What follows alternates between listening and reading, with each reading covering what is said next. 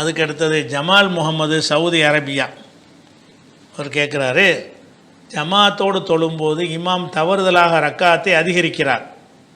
பின் தொடர்பவர்கள் உணர்ந்து சுப்ஹான் அல்லாஹ் கூறி தவறை உணர்த்துகிறார்கள். ஆனால் அந்த இமாம் அதிகமான ரக்காத்தை மேலும் தொடர்கிறார். இந்நிலையில் இமாமை பின்தொடர வேண்டுமா அல்லது இமாம் இருப்பிற்கு வரும் வரை பின்தொடர்பவர்கள் இருப்பில் அமர்ந்து காத்திருக்க வேண்டுமா அப்படிங்கிறாரு. அதாவது பொதுவாக இமாமிடத்தில் தவறு வரும்னு சொன்னால், தவறுனா என்ன அர்த்தம்னா, உட்கார நேரத்தில் உட்காராமல் எந்திரிச்சிடாரு, எந்திரிக்கிற நேரத்தில் உட்காந்துட்டார், இந்த ஒரு தவறு தான். இந்த மாதிரி தவறு வந்துருச்சுன்னு சொன்னால் நம்ம சுப்ஹானல்லாஹ் சொல்கிறோம். பெண்களாக இருந்தால் இப்போ கை தட்டணும், ஆண்களாக இருந்தால் சுப்ஹானல்லாஹ் சொல்லணும். அப்படி சுப்ஹானல்லாஹ் சொல்லி நம்ம இமாமுக்கு உணர்த்தும் பொழுது அவர் என்ன செய்யணும், எந்திரிக்க போகிறாருன்னு வைங்க, உட்கார வேண்டிய ஒரு ரக்காத்து, அவர் எந்திரிக்க போகிறாரு, நம்ம என்ன செய்கிறோம், சுப்ஹானல்லாஹ்ங்கிறோம். அவர் கவனமாக மார்க் அறிஞ்சவராக இருந்தால் என்ன செய்யணும், டக்குன்னு உட்காந்துடணும்.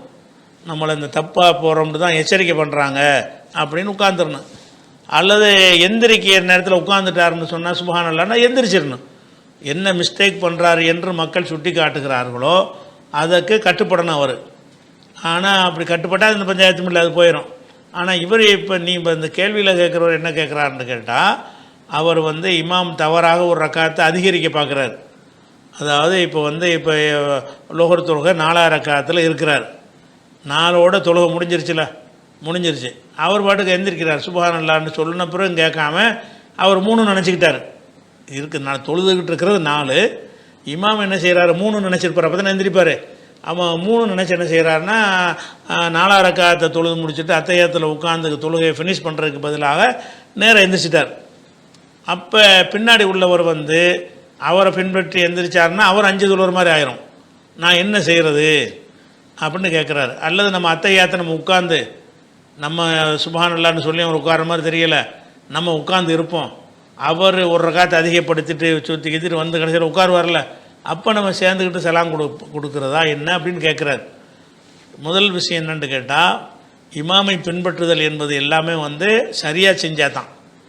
தவறாக செஞ்சார்னு சொன்னால் முறிச்சிட வேண்டியதான். அதோட அதாவது அஸ்ஸமு தாத் ஹக்குன் மாலம் யூமர் பில் மாசியா, தப்பானது கட்டளையிடாத வரைக்கும் தான் கட்டுப்படுதலும் செவியேற்பதும் மார்க்கத்தில் உண்டு. ஃபொய்தா உமிர்பி மாசியத்தின் தவறானதுக்கு கட்டளையிடப்பட்டால் ஃபலா சமா வலா தாத்த, செவியுறுதலும் கிடையாது, கட்டுப்படுதலும் கிடையாது. தலைவர் ஒரு கட்டளை போடுறாரு, மார்க்கத்தில் இல்லாத ஒன்று இருக்குது, கேட்க தேவையில்லை. அமீர் கட்டுப்படலாம் இல்லை, கிடையாது. சரியானது சொல்லும்போது தான் கட்டுப்படணும்னு ஹதீஸில் இருக்குது. இந்த ஹதீஸ் தலைமைக்கு கட்டுப்படுறதை பற்றி பேசினாலும் தொழுகையில் அடங்கும்ல. தொழுகையில் உனக்கு 4 தான் மார்க்க கடமை, நீ 5க்கு எந்திரிக்கிற, சுப்ஹானல்லாஹ் சொன்னப்புறம் எந்திரிக்கிறேன்னா நான் ஏன் 5 தொழுவன்னு, எனக்கு உள்ளது 4 தானே எனக்கு கடமை அப்படின்னு பார்த்தீங்கன்னா அவரை ஃபாலோ பண்ண முடியாது. இது புகாரில் 2955 ஹதீஸில் இருக்கிறது. அதுக்கு என்ன செய்கிறது அப்படின்னு கேட்டிங்கன்னா, தொழுகையை பொறுத்த வரைக்கும் நம்ம இமாமோட சேர்ந்துட்டோமா, சேர்ந்ததுக்கு பிறகு தக்க காரணம் இருக்கும் என்று சொன்னால், இமாமிட்டேருந்து பிரிஞ்சு நம்மளாக தொழுதுட்டு போய்கிட்டே இருக்கலாம்னு மார்க் அனுமதிக்கிறது. ஒரு இமாமை ஃபாலோ பண்ணிட்டீங்க, இமாமை ஃபாலோ பண்ணிட்டோம்னா முடிஞ்சு போச்சு, அவரோட பிரிக்க முடியாத ஒரு பந்தம் அப்படின்னு நினைத்து கொண்டு அவர் 1.5 மணி நேரம் ஓதுறாரு, நமக்கு பார்க்குறோம் முட்டுக்காலெலாம் வலிக்குது, அதுலேயே ஃபாலோ பண்ணிட்டு போகணும்னு இருக்குதா, அல்லது நம்ம சக்திக்கு உட்பட்டு ஒரு முடிவு எடுக்கணும்னு இருக்குதாங்கிறது முக்கியமான ஒரு விஷயம். அதில் என்ன மாதிரி வருதுன்னு கேட்டால், புகாரில் 6106வது ஹதீஸ். அதில் என்ன வருதுன்னா, முஆத் இப்னு ஜபல்னு ஒரு சஹாபி இருந்தாங்க. அவங்க என்ன செய்வாங்கன்னா, ரசூலுல்லாஹ்ட்ட மதீனாவில் தொழுவாங்க. தொழுது முடிச்சுட்டு அவர் மஹல்ல அடுத்த தெருவு, அவர் மஹல்லா அடுத்த தெருவுக்கு போய் என்ன செய்வார்னு கேட்டால், அங்கே ஒரு பள்ளிவாசலில் இவர் மக்களுக்கு தொழுவிப்பார். இவர் 2 ரோல் இவருக்கு. முஆத் இப்னு ஜபலுக்கு அவர் ஏரியாவில் இமாமும், ரசூல்லா ஏரியாவில் மக்களோட மக்கள். அப்போ அங்கே சுபுஹ் இங்கே ரசூல்லா பின்பற்றி தொழுவார். தொழுதுட்டு வேகமாக போய் அந்த மக்கள் வெயிட் பண்ணிகிட்டு இருப்பாங்க. அந்த ஊர் மக்களுக்கு என்ன செய்வார், சுபுஹ் தொழுவிப்பார். இங்கே லொஹர் தொழுது முடிச்சுட்டு போய் அங்கே லொஹர் தொழுவிப்பார், இங்கே அசர் தொழுது முடிச்சுட்டு போய் அங்கே அசர் தொழுவிப்பார். இப்படியான ஒரு வகையில் முஆத் இப்னு ஜபல் இணைஞ்சார் இருந்தார். இருந்தவொன்னே ஒரு நாள் என்ன செய்கிறாருன்னா, அவர் தொழுகை நடத்தும் போது பக்கரா சூறாவை ஆரம்பிச்சிட்டார். பக்கரா சூறாங்கிற என்ன, எவ்வளோ பெரிய சூறா, அது ஒரு மணி நேரத்துக்கு மேலே எடுக்கும், அவ்வளோ பெரிய சூறா. இது குரான்லேயே பெரிய சூறான்னு வைங்களேன்.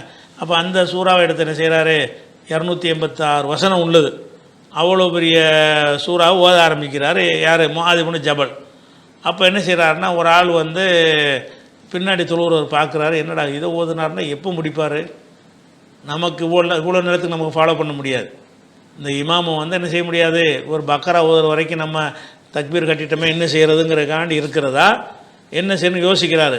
அவராக யோசிச்சு என்ன செய்கிறாருன்னு கேட்டால், இப்போ ஜவ்வஸ் ரஜுலுன் ஃபஸல்லா ஸலாத்தன் ஹஃபீஃபத்தன், ஒரு மனிதர் நினைஞ்சிட்டாருன்னு கேட்டால் அவர் தொழுகையை சுருக்கி குறைந்த நேரத்தில் அவர் தொழுகை முடித்து விட்டார். அவர் பாட்டு ஓதிட்டு இருக்கிறாரு, இவர் எல்லா ருக்குக்கு போயிட்டார், சைதா பண்ணிட்டார், சொல்ல தொழுது முடிச்சுட்டு வாட்டு போயிட்டார். இவர் பக்கரா ஓதிட்டு நிற்கிறாரு, இவர் தொழுகை கடமையெல்லாம் முடிச்சுட்டு வெளியேறி போயிட்டார். அப்போ இது மாதுக்கு தெரிஞ்சு கேள்விப்படுறாரு. ஒரு ஆள் நீங்கள் ஜமாத்தில் சேர்ந்த ஒரு ஆள் நீங்கள் தொழுகை நீட்டுற காரணத்தினால இடையிலே முடிச்சுட்டு போயிட்டார், கடைசி வரைக்கும் அவர் இருக்கலை அப்படிங்கிற மாதிரி அவர்கிட்ட சொல்கிறாங்க. அப்போ அவர் என்ன செய்கிறாருன்னு கேட்டால், அவன் முனாஃபிக் அந்த ஆள் அப்படிங்கிறாரு. யார்? மாதிரி அவர் நினைக்கிறாரு தொழுகையில் கலந்துட்டு முடிச்சுட்டு போனால் என்ன அர்த்தம், அவர் பார்வையில் முனாஃபிக்குன்னு நினைக்கிறார். முனாஃபிக் அந்த ஆள் அப்படிங்கிறார். முனாஃபிக் என்று சொன்னவன்னு அந்த ஆளுக்கு தெரிஞ்சு போச்சு. யார் சீக்கிரமாக தொழுதுட்டு போனாரோ அவருக்கு தெரிஞ்சு போச்சு, நம்மளை முஆத் வந்து முனாஃபிக்குன்னு சொல்லிட்டாரு. உடனே ரசூலுல்லாஹ்ட்ட நேரம் வர்றாரு, வந்து அல்லாஹ்வுடைய தூதரை, நாங்கள் வந்து உடல் உழைத்து சாப்பிடக்கூடிய மக்கள், எங்களுடைய ஒட்டகங்கள் மூலமாக நீர் பாய்ச்சக்கூடிய மக்களாக இருக்கிறோம். அதனால் வந்து நேற்று ராத்திரி நினைஞ்சார்னா முஆத் தொழுவிக்கும் பொழுது பக்கராவை ஆரம்பித்தார். அவ்வளோ நேரத்தை எங்களுக்கு நிற்க முடியாது, நாங்கள் வேலை வெட்டி பார்த்துட்டு சீக்கிரம் தொழுது போய் படுக்கலான்னு வர்றோம். ராத்திரி பூரா வந்து வயலில் வேலை பார்த்துவிட்டு, தோட்டத்தில் வேலை பார்த்துவிட்டு, சுபு தொழுது முடிச்சுட்டு படுக்கலான்னு வர்றோம். இந்த ஆள் அதை போய் நீட்டினார்னா நாங்கள் என்ன செய்கிறது? அதனால் இப்போ ஜவ்வஸ் தூ, நான் வந்து சுருக்கமாக தொழுதுட்டு நான் போயிட்டேன், என்னை போய் முனாஃபிக்குங்கிறாரு அப்படின்னு அவர் முறையிடுறார். அப்போ ரசூலுல்லாஹ் என்ன செஞ்சாங்கன்னு கேட்டால், அவர் ஒன்றுமே சொல்லலை. அவர் நீ எப்படி தொழுகை முறிக்கலாம், சேர்ந்த பிறகு நீ முறிக்கலாமா அப்படின்லாம் கேட்கவே இல்லை.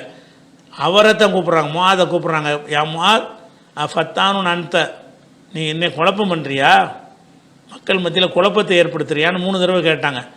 கேட்டுட்டு இக்ரா, நீ ஓது, வஷம்சி ஒலுஹாஹா, வஷம்சி ஒலுஹாஹாங்கிற சூறாவை, ஓ சப்பி ஹிஸ்ம ரப்பிக்கல் ஆகலா இந்த சூறாவை, ஓ நஹ்வா அல்ல இது போன்ற சூறாவை ஓதுப்பா, எதுக்குப்பா பக்கரா போய் ஓதுற அப்படிங்கிறாங்க. இன்னொரு அறிவிப்பில் என்ன சொல்கிறாங்கன்னு கேட்டால், பின்னாடி எவ்வளோ பலவீனர்கள்லாம் இருப்பாங்க, முதியவர்கள்லாம் இருப்பாங்க, தேவை உள்ளவங்கள்லாம் இருப்பாங்க, அதெல்லாம் கணக்கு பண்ணி நினைச்சு சுருக்கமாக தொழுவி, நீ உனக்கு நீனா தனிப்பட்டு தொழுதுட்டா எவ்வளோ நேரம் வேணாலும் தொழுதுக்க, பிறருக்கு தொழுவிக்கிறதா இருந்தால் இப்படிப்பட்டவங்களாம் இருப்பாங்கங்கிறத கவனத்தில் கொண்டு நீ சுருக்கமாக தொழுவிக்கேங்கிறாங்க. அப்போ இதில் என்ன வழங்குதுன்னு கேட்டால், இவர் பெரிய தொழுகையில் தப்புலாம் செய்யலை. முஆத் இப்னு ஜபல் வந்து சூறாவை பெருசாக நீட்டுறது பெரிய தொழுகையை பாத்திலாக்குற ஒரு விஷயமா, சிரமம் தந்துட்டார் அவ்வளோதானே தவிர பக்கரா ஓதக்கூடாது தடையாக இருக்குது அப்படிலாம் ஒன்றும் கிடையாதுல்ல. அப்படி இருந்தும் கூட என்ன செய்கிறாருன்னு கேட்டால், இது எனக்கு ஃபாலோ பண்ண இயலாது, இந்த இமாம் வந்து என்னால் ஃபாலோ பண்ண இயலாதுன்னு அவர் தொழுகையிலேருந்து கட் பண்ணி முடித்து தனியாக தொழுதுட்டு போயிட்டார்னு வருது.